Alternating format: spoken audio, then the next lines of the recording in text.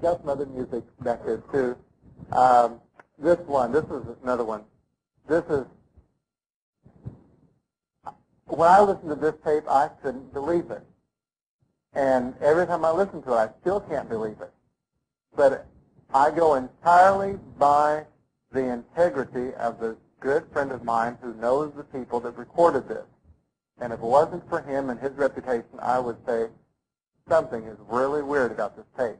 This is called Hallelujah, and it's by the Angelic Choir and Orchestra. And I mean that literally. What happened was, and as related to me by Dr. Schneider from Kansas City, a group of 7 people in Kansas City got together for choir practice. Have you heard this? Anybody heard this? Okay, a few people have. Everywhere I go around the country, 1 or 2 people have heard it, or have heard about it. But this is the tape of it. 7 people got together for choir practice in a church in Kansas City, and they were checking the sound equipment and their harmony. And they sang the chorus, Hallelujah, through. They paused, and then they sang it through again. That was it, a cappella, no instrument.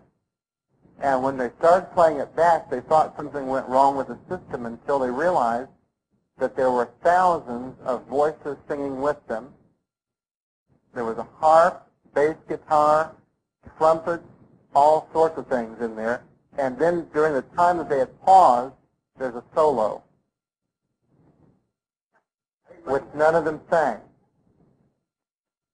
To complicate matters, one of the men that was singing with them a few months later went down to Haiti on a missions trip. And when he was down there, the group, the church they were ministering at, the song leader was leading them in the Hallelujah chorus.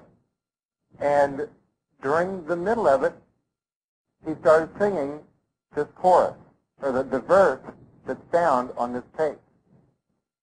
And he went up to the song director afterwards, who didn't speak any English, and asked him where he got the words to that verse that he sang. And he said, I didn't sing a verse. How can you explain it? You can't. But I have a friend in Lubbock, Texas. I'll be with him next weekend. He's a music professor. And he listened to this tape, and he said, Claude, there are voices on there that are higher than the human vocal range can go.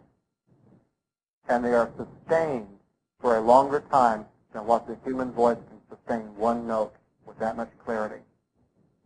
And so there is no other explanation for it except supernatural. Because the host of heaven heralded the birth of Jesus into this world, and I believe the host of heaven is also going to herald his return. Who?